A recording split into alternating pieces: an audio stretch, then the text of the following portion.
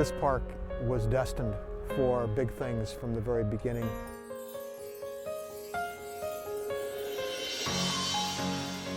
Williamsburg is carved out of God's canvas, the rolling hills and the forest.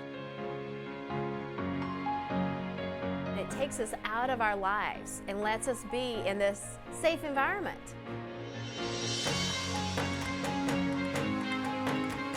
The endurance and the success of Busch Gardens over the past 40 years is its unique ability to adapt. You see the park nestled back here in the woods, and you don't realize the magnitude of it or everything it has to offer. When you get inside, it is such an amazing place, no matter what your interests are.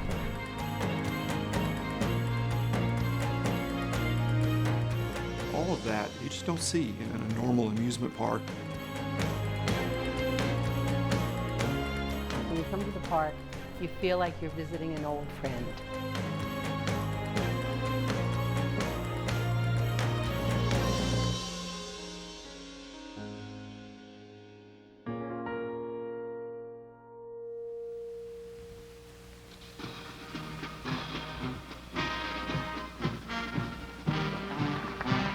A real honor to introduce the president of Anheuser-Busch, Mr. August A. Busch III. Each Busch Gardens incorporates a different theme, yet each has been developed around a single concept of wholesome educational entertainment. I doubt that any company has ever come into any community with a more proud sense of privilege and respect. In the beginning, the emphasis on Busch Gardens was really the old country, which of course is Europe, and that's what it was known as. The Friendly Eagle, Busch Gardens official goodwill ambassador, and his friends will lead us into the old country as we dedicate England, France, and Germany. Like opening any new park for the very first time, it's hectic, it's crazy. John Roberts was the general manager and handled the opening ceremonies at the front gate. My main focus was making sure the employees were all in place and everybody was ready to open. I was rather nervous. I'll make sure everything was going to work all right. Anheuser-Busch had built a park next to their brewery in Tampa. In fact, I remember going there as a youngster, and it started as basically a bird park, and this grew and developed an African theme. Since they already had the theme park there, which they were growing, I think they thought adding Busch Gardens in Williamsburg made a lot of sense, and they'd tie in with the one down there. And I think there are thoughts of doing other Busch Gardens at other locations.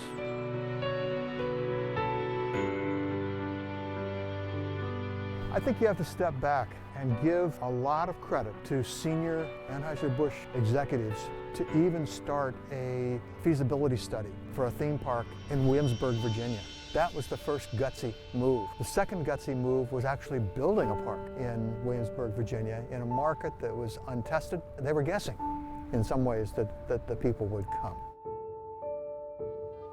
Ladies and gentlemen, we believe that the Old Country is the most unique family entertainment center in the United States.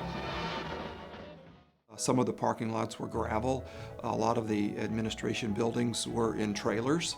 I believe the culinary and merchandise offices were in trailers at the time. Before we opened, we had the offices in the hospitality center where they served beer after people went through the brewery tour. The second floor was a monorail station. Every time the monorail come in when they're testing it, you get this gust of air coming through there. And if you had papers on your desk, they'd probably go flying.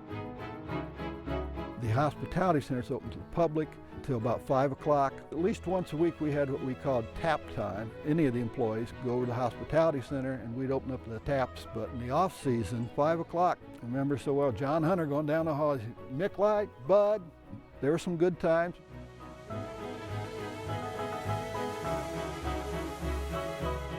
The attendance in 1975 exceeded expectation. We were jammed. We had people lined up. We had to close the parking lots. I remember so well being out by the toll booths, helping the parking attendants turn people away. I remember telling a guy that I was very sorry, but he says, I don't care, so I came all the way down here from New Jersey and I expect to get in. And I said, Sir, I'm sorry, but there's no place to park. If you come back in a couple hours, there'll be people leaving, and I'm sure you'll be able to get in at that time. We expanded the operation to accommodate the crowd.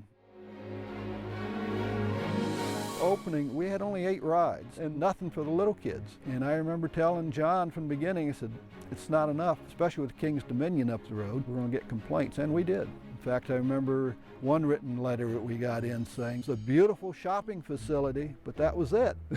It needed more entertainment.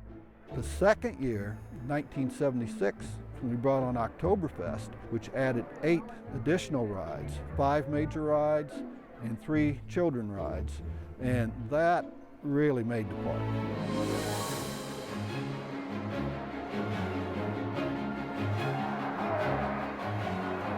From the 70s, I remember a very small park, very intimate, but very welcoming. It wasn't like other parks we'd been to. It was beautifully laid out. The kids loved it because not only there was a ride or 2 or 3 in the park. There weren't a lot, but there were birds and animals and the petting farm. And one year I've seen a lady and a family, they were handing their children over the fence. They were on one side, the man was out there. Oh, that was when the petting zoo was there because the fences weren't that high. And he was passing them over the gate, and I come through on my patrol. I stood there beside them. They started passing them back on the other side of the fence and passed them one by another like they had never done anything. So I was laughing so hard. I said, sir, you can't do that, you know. I didn't even bother with them. But it was just so funny because putting them back like, oh, I didn't mean it. Was that me? Yes, I'm telling you. The ticket price that first year was like $8 or $8.50. I remember in the early years, like the second or third year, when we got approaching that $10 mark, we were scared to death. I know the marketing guys were really worried. What are we going to do when we have to go to over $10? I remember the last year that we were $9.95, that once we go beyond this, over $10, it's really going to hurt attendance, but it didn't.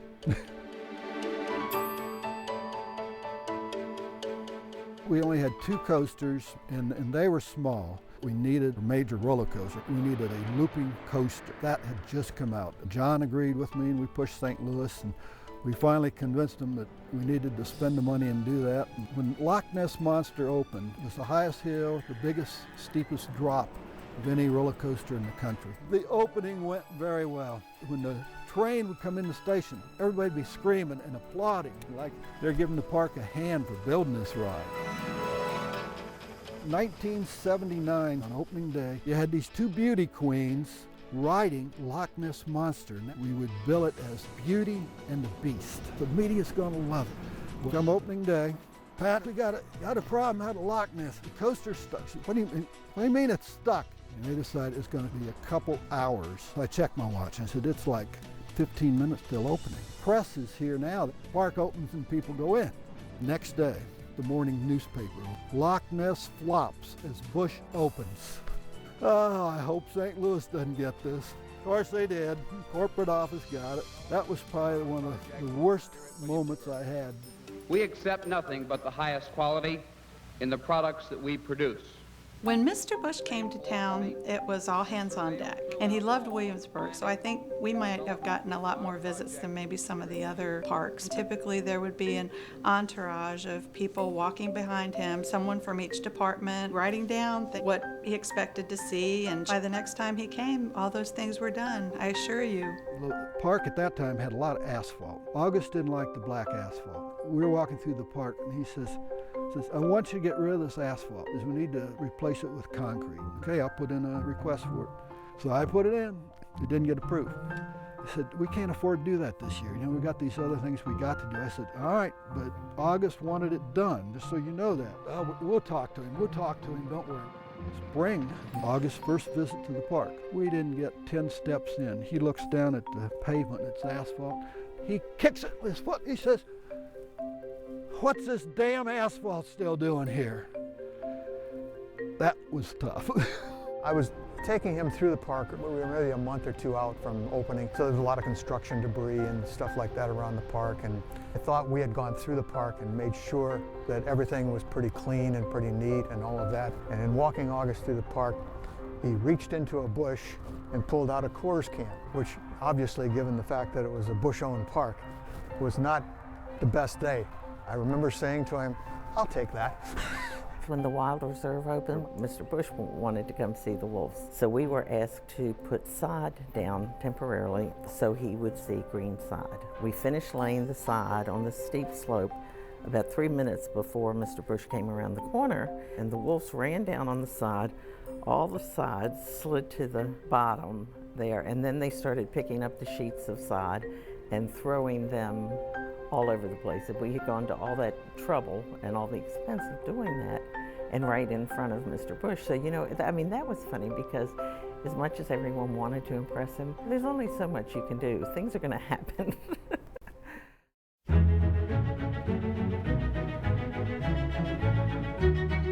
Mr. Busch took a personal interest in the landscaping, for which I'm very grateful, because that allowed us to do the quality that we did.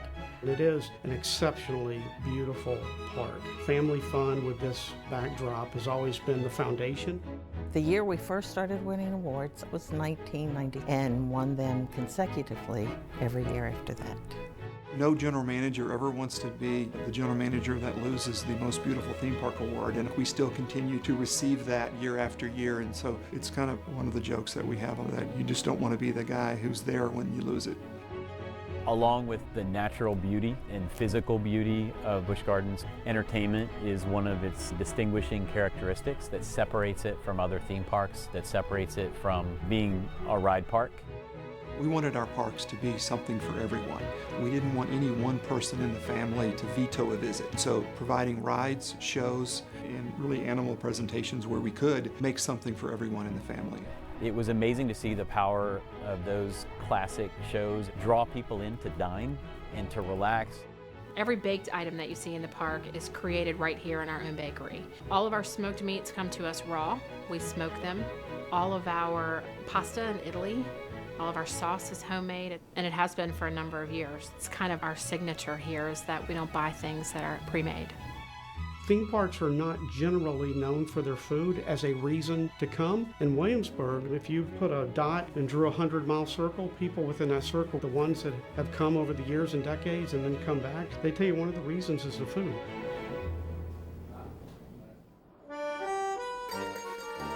Fall of 1979, we were talking about what to do in 1980, and there's plans on the drawing board for a new country, and they decided to do Italy.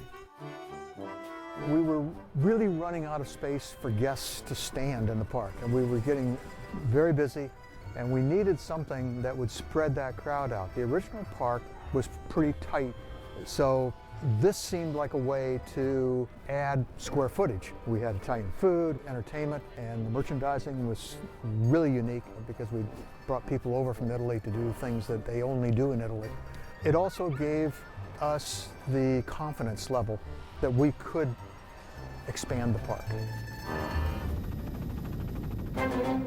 The Loch Ness Monster, a lot of people would not ride because it scared the dickens out of them. We needed something that was more of a family ride. The Big Bad Wolf was a ride which had not really been done before. That technology was really new.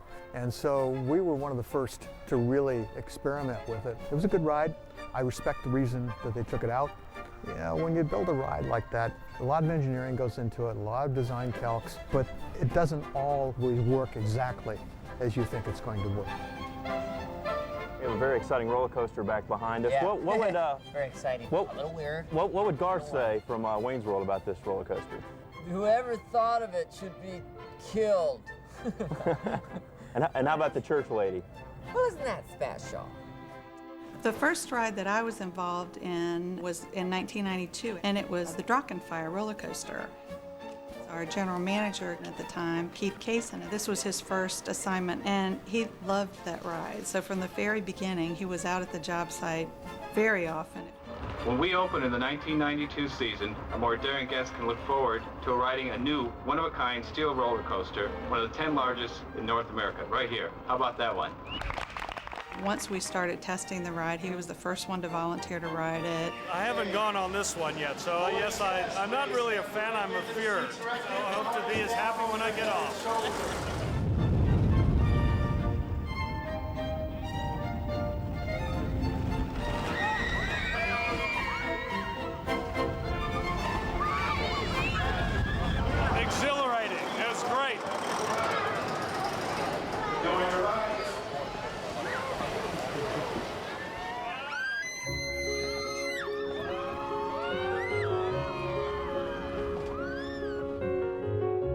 Geist was the project that we opened in 1997. You know, we had weather challenges and things like that, but we also have a lot of slopes. When that project was going in, I remember thinking, how in the world is this ever going to work? It definitely got to be a little bit challenging, but it all turned out well. When you talk about Alpengeist, it's a heart-pounding, aggressive, hard-hitting ride. Lots of twists and turns, coming down through all the terrain in the valley, interlinked with the flume.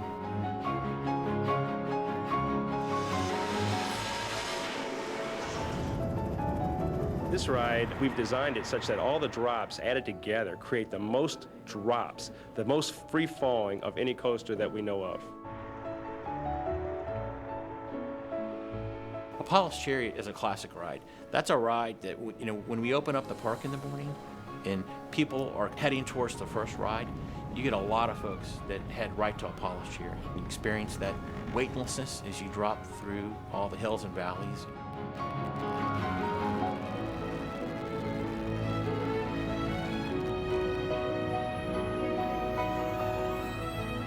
We knew that animals are important to our company. In 2000, we put Jack Hanna's Wild Reserve in. The greatest thrill I have are seeing animals from North America. And that's what I love about this park here in Williamsburg. How many of you have ever seen a wolf before like this? I mean, nobody, right? Look at this.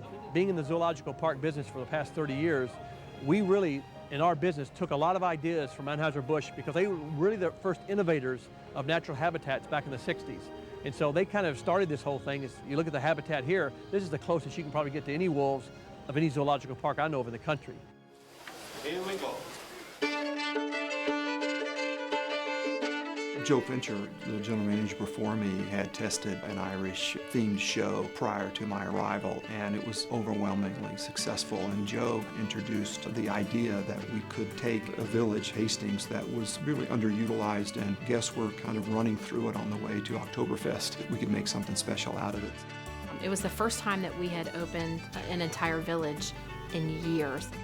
You would see cottage gardens, thatch roofs, vines. It was supposed to look like the little women who lived in the village collected and shared cuttings with their neighbors and plucked them in everywhere. Opening that Ireland area that first day, there was shamrocks and rainbows everywhere, and there was so much color. And to just see what you'd done for the last year come together and be so wildly successful, that probably is my best memory. When you put something new in, it allows you to say, folks, there's a reason to come back if you've been before, there's a reason to come if you have never been. And in this case, we have a very big reason. It creates an environment that is so surreal that you think you might have really experienced it. You actually go back and go, how did they do that? Today marks a milestone for our beautiful park. It's a day that's been nearly 2 years in the making, and it's finally here, the official grand opening of our new dive coaster, Griffin. The big conversation was really where to put it. I wanted to put it in New France. It ended up in France, so France and New France, two different areas. I think I was wrong. I think the wisdom of the company was right. We put it in the right place. And I remember when we did some PR to open the ride, I was all mic'd up, and Larry Giles, he and I were on the ride, and I had to talk. I had a spiel, a script that I had to give the whole way around, the way God made me. G-forces bother me, and the older I get, the more they bother me. So I can ride a ride once or twice, and I'll feel it, but not feel nauseous. So we had done it 2 or 3 times, and I think I told the director of the shoot that this was my last time. When we got in, I said that this is such a fantastic ride that even riding it 3 or 4 times with Larry Giles, it's still fun. 2009 is probably one of the most memorable years in terms of we're opening a new attraction with Forest of Fun. We're working on this Christmas Town project, and sadly, we closed the Big Bad Wolf. The Big Bad Wolf was a fantastic ride, and we sure hated to see it go because it was a classic, had a very low height requirement. So for a lot of kids and parents, they could ride together. But after reviewing where similar coasters were and the fact that they were retiring, we did a study, and we eventually made the recommendation that we close the ride. and it was the right decision to be made. And the folks have done an amazing job taking that site and honoring it with Verbolten. That last drop into the Rhine River evokes the Big Bad Wolf, but it's a new, modern ride that I think will be a classic in its own right one day. In my job, that's a great experience to be standing there on the day you open a ride and it kind of comes into the station and you're looking at their face. Are they smiling? Are they screaming? Are they laughing? That happened with Verbolten. That was a big, complicated ride, big investment. And for me, that was a great relief on the day we opened to see the first train kind of coming around. And they were screaming and laughing and having a great time. And I'll tell you, that was one of my better days when I said, hey, I think we did a great job picking out that ride. Everybody that rode it, you see the smiles on their faces, you see them clapping when they come into the station, and that's what it's all about.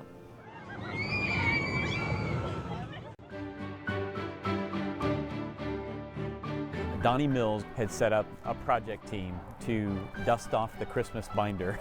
There had been projects decade after decade that explored the feasibility of opening for a Christmas event. One of the big debates was there was a little bit of a tendency for people to want to be cautious about it and to open just one village. And as we got more of the analysis done for Christmastown, everybody became quite confident that it was going to be successful. So we made a determination to open more of the park, and I think it was a good call, as the park has proven over the past few years. Well, one of the challenges with Williamsburg is that at that time it was only open 180 days a year, and a lot of those days might be impacted by weather. So Christmas was a very attractive proposition by opening up the calendar, giving people a chance to visit at a different time of year with really a completely different experience. I would also say that Howlow Scream probably helped pave the way for Christmas. When Joe Fincher was the general manager in Williamsburg, he started the Halloween event. It was successful immediately, and it took a month of the year, October, that had never been one of the most highly visited months and really transformed it. The Food and Wine Festival started as an inspiration. When I was in Copenhagen, I visited Tivoli Gardens. It's a very charming park, and it's all about family time. A family's going to Tivoli Park to have dinner. And when I was there, I just noticed how much people enjoyed the food and how it created such a great family atmosphere. I said, well, there's got to be some way we can integrate food more into our product. And that's where the Food and Wine Festival came from. It's been very successful, and you can tell from my waistline it's been very successful too. Events have certainly proven with Christmastown and Howlow Scream and Food and Wine to be a really vibrant part of the park. They are very powerful in terms of calling members and others to come in for an additional visit and experience the park in a way that they have not. Do you, Danny, take Janice to be your lawful wedded wife? Do you, Janice, take Danny to be your lawful wedded husband? I do. I now pronounce you husband and wife.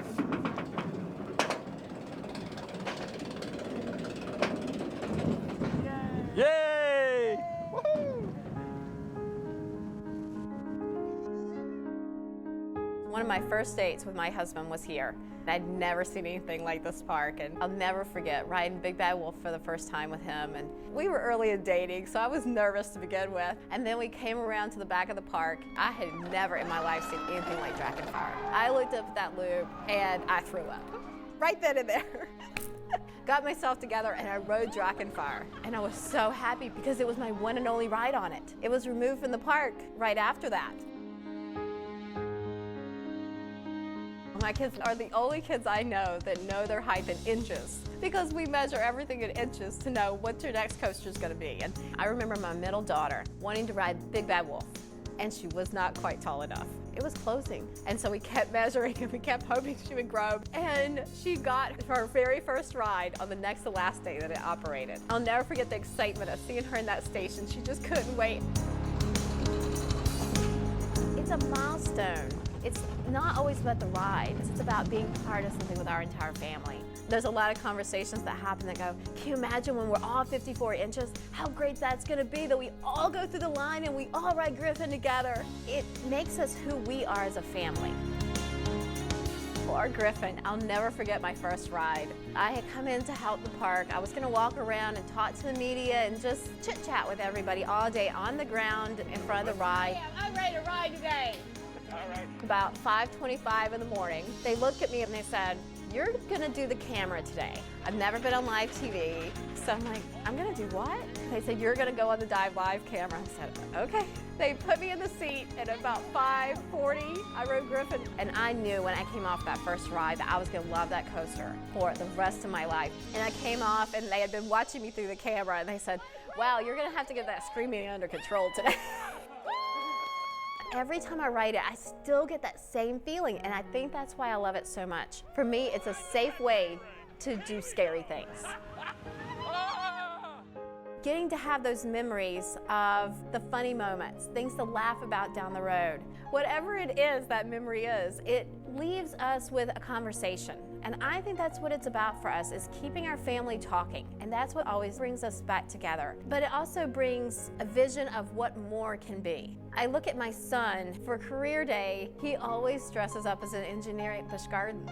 He always says, I'm gonna be Larry Giles when I grow up. It's what's given him a vision for what can be. I don't think most kids know that you can be a roller coaster designer and that you can be an engineer in an amusement park. And so he wears his little hard hat with Larry Giles' name tag.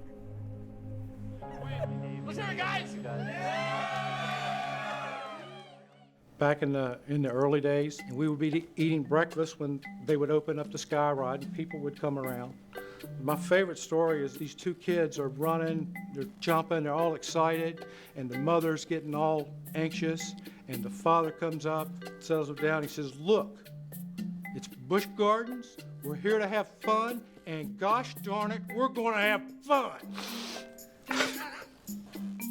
One of our Hell's Dream events, I was doing my normal rounds, walking around, and I noticed two female guests. They looked a little bit in distress. I said, hey, are you guys okay? And they said, we're very scared with Halloween, and we need to get out of here. So I walked them a safer route through some back areas for them to get to the front gate, and they were very thankful.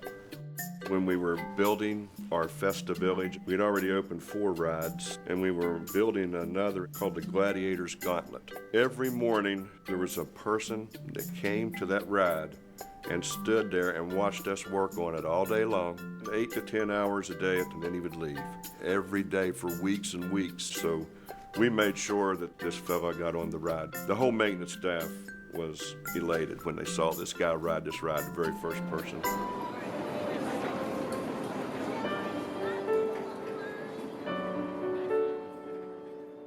We were the old couple who always held hands in the park. Through the years, we've made friends with tons of the kids who've worked here and watched them grow up. We rode all the roller coasters. We rode the Griffin over 1,000 times, and that's where we met most of the kids that we knew. We always looked at their name tags, tried to remember who they were, because everybody should have a name. And that's how we became friends with all the kids. He died March 2012. It took me 6 to 8 months before I could come back to the park. I was driving Mike's car, and I must have driven past the park at least 5 times.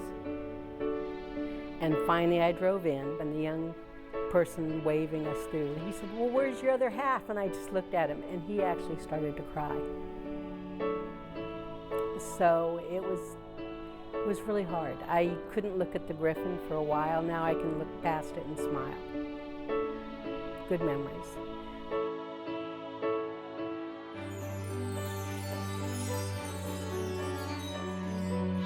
I get stopped all the time and hugged. I have what I call park family. You feel like you're part of the family that's here. My ancestry is Russian. One day we were walking up and there was this boy and he had Russia on his tag, and my husband started talking to him, and his name was Alexander. We all became friends through the years. And when Michael passed, he came that Christmas so I wouldn't be alone, all the way from Russia.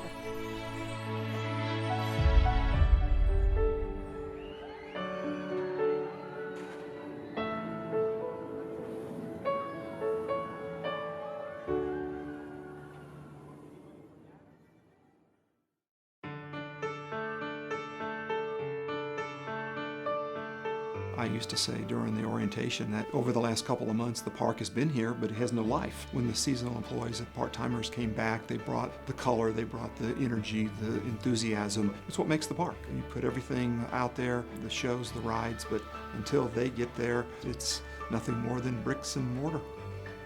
You have to practice aspects of leadership versus management because at the end of the day, it's a people job. I went to high school not too far from the park. Working at Busch Gardens in the summer was pretty much what everybody did. I started at the park when I was 17, and when I graduated from college, I was going to teach. I had wanted to teach music since I was 12. I heard Busch Gardens was coming to town, and what more could you aspire for in the field of horticulture? I started when I was 16 years old working at Busch Gardens in Tampa, parking cars in the parking lot. I started at the culinary department at the Festhaus in Germany in 1977. I asked for a job in food service. The word on the street was if you worked in food service, you could work as many hours as you wanted, and I wanted a car. Found a newspaper and seen Busch Gardens. I got an interview, and here I am after 29 years. I spent 2 years teaching, and I realized that I didn't want to be behind those same four walls anymore. I wasn't sure what my goals were going to be from a career standpoint, so the company kind of adopted me. Basically, we wore a medieval costume. They called them the M&Ms. One was green, one was orange, brown, poofy sleeves. Probably the hottest fabric you could find in the world. You definitely didn't want to stop and pump gas on your way home from work. All the women wore dresses. Mine was Pepto-Bismol pink. People used to stop me at the gas station and ask me if I worked at Busch Gardens. I went to military police in 1976, and during my time off, I went to work at Busch Gardens as a security officer. Keith Kaysen, the president of Busch Entertainment Corporation, gave me a call and asked me if I'd be interested in going to Williamsburg and being the general manager. I was moved up through the ranks, seasonal team member, lead supervisor, area supervisor. Started in '74, moved around, but ended up in Williamsburg, and where I was lucky enough to become a general manager. I didn't know I was going to be here for 40 years, but I certainly thought I would be here a long time. I never imagined when I was graduating that I would be here as a full-time manager 20 years later.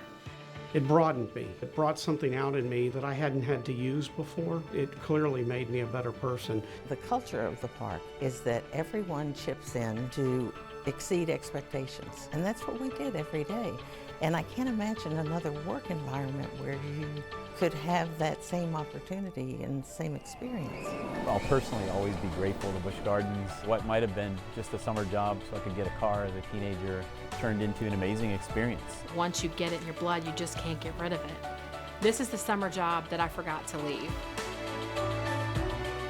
I took the time to talk to previous general managers, that first generation, the John Roberts and the Pat Cartwrights and the Mike Crosses and the Mel Bilbos of the world, Keith Kaysen as well.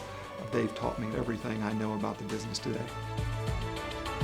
It's part of my life, part of who I am. I love getting up every morning and coming to work. Busch Gardens was my life for 34 years.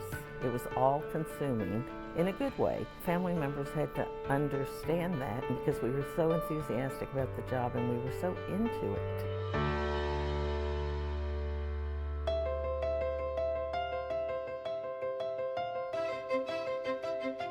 In 1994, half the roller coasters weren't here. There's definitely a lot more rides here than there were back in '91. I was a team member when Griffin opened, when Apollo's Chariot opened, when Verbolten opened. I was a team member when the Big Bad Wolf closed. Watched Italy be built and Festa be built, watched Hastings turn into Ireland. It's just been wonderful to see. So it's kind of neat, even when friends that come when their kids were younger, now they're in their 20s and they're bringing their children here. It's a lot of fun just showing them all the different things to ride and do. Over the years, the park's really been able to adapt, but keep all the things that make it special and beautiful. This year's new ride, Tempesto, I think is a great example of how we're continuing to invest in our park and continuing to carry forward the legacy. I think the future has great things in store for Busch Gardens. There will be 40 more years here. I hope to see Loch Ness hit 100 years old like a lot of other roller coasters.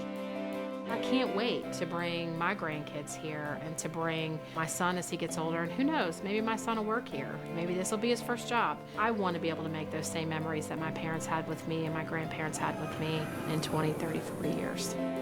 The Williamsburg Park, I think, is maybe more unique than most parks in terms of the credibility that it has with the people who live in the Hampton Roads area. It's their park, and they believe in it. If something isn't going right, they'll tell you about it, and they want it corrected because it's their park.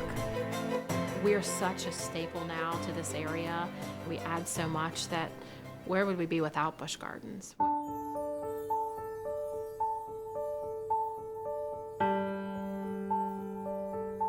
Back when I worked there, one of the slogans that Anheuser-Busch had was, "Making friends is our business." I think that's what Busch Gardens was all about. Because the park and the people were so friendly and nice, it was a good family atmosphere. I think we felt like we were actually a part of the park, not just a guest in the park. When you come to the park, you feel like you're visiting an old friend that you had a very good time with, and you want to have another good time, and you hope that your family will come back and continue to have that good time. It's really interesting when you think about Busch Gardens. Some of the first words that will come to people's minds inevitably are beautiful, world's most beautiful theme park, and they'll think about the facility, but really, I think their love for Busch Gardens, what's really behind it are people. And it can be the team members that work there, all the people that have worked there over the past 40 years, but it's also the tens of millions of guests that have gone there and created amazing memories with their family members and their friends over the years. So sure, it's a beautiful place. I think it'll always be, but that's not what makes it special. What makes it special is the people. Through chaos, through change, it's somewhere we can always visit, and it takes us out of our lives and lets us be in this safe environment. Busch Gardens has been an anchor for us. When you see a family spend time together that maybe they haven't spent time together over the last few months, it's a holiday, it's a special time. You sitting in shows, seeing this, enjoying spending time together, really, it was going to be a successful park. The last time I was there, 9 or 10 years ago, with my daughter and the grandkids, and they were little, and because they remembered they were riding the kiddie rides, and they had a number of kiddie rides there then that we certainly didn't have back when I was there. I wish we had, because they got quite a few of them now. I remember telling my grandkids that stuff that was new and everything. Say, "Really, Grandpa? You did this or did that, and these were here then?" I said, "No." I said, "These rides weren't here then, but these over here, that Loch Ness Monster." I said, I was here when that was built. I was here when the whole park was. I said, "Really, Grandpa?" He said, "Yep." I said, "I was here." We started as an extension of the beer company, and now we've proven over 40 years that we're not just a beer company. We don't have the beer company any longer, and we're still just as strong, and the brand is just as strong, and the experience here is just as strong. One of the keys to not only the survival of Busch Gardens in Williamsburg over the past 40 years, but the endurance and the success is its unique ability to adapt, but to maintain some of the same characteristics and uniqueness that it opened with in 1975. So it's still known for beauty, still known for European flair, even though attractions come and go, village names come and go. The Big Bad Wolf may go, but Verbolten comes in, and it's newer and modern, and it'll be a classic in its own right. Ownership has changed, but the park's been able to adapt and be resilient and actually thrive.